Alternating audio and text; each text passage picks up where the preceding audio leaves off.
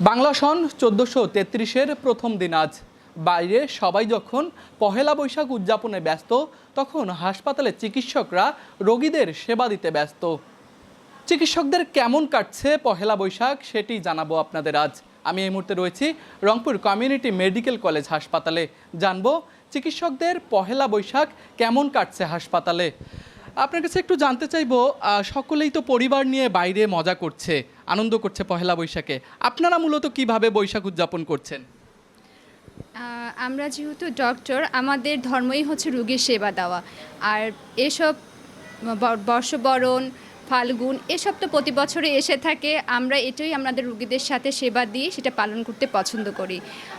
আর আমরা রোগীদের সাথে সময় কাটাচ্ছি, এটাই আমাদের বর্ষবরণের একটা মূল উদ্দেশ্য। আমরা রোগীদের সেবা দিচ্ছি, রোগীরা যাতে আমাদের কাছ থেকে ভালো সেবা পেয়ে থাকে, এটাই আমাদের মূল লক্ষ্য।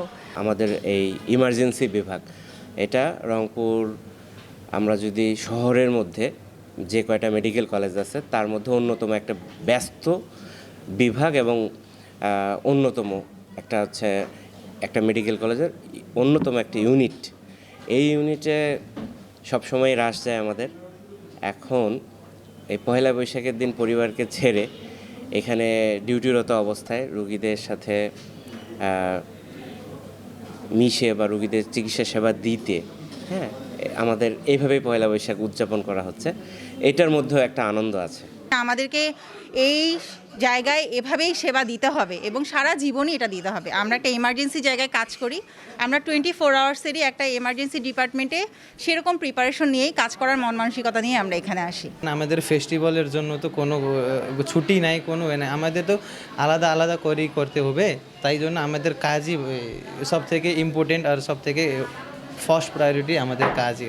আমাদের উত্তরবঙ্গে বলতে গেলে রংপুর কমিউনিটি মেডিকেল কলেজ এখন সবার কাছে সব থেকে বেস্ট, সব থেকে সেরা। সবাই মনে করে যে আমরা এখানে যে কোনো দিন যে কোনো সময় 24 ঘন্টার মধ্যে যে কোনো সময় গেলেই আমরা ট্রিটমেন্ট পাবো, এবং আমরা আসলে এইটুকু ধরে রাখতে চাই। আমরা চাই যে আসলে ছুটির দিন থেকে শুরু করে ঈদের দিন থেকে শুরু করে সব সময় যেন রোগী সমানভাবে ট্রিটমেন্ট পায়। এটা ধরে রেখেই আমরা সেভাবেই চলি।